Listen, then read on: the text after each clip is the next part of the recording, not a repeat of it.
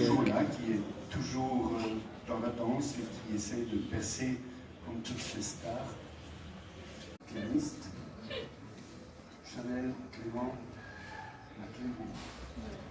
qui s'appelle Bobby, qui est là. Et je lui parle de Bobby, Bobby Claire. Et je dis...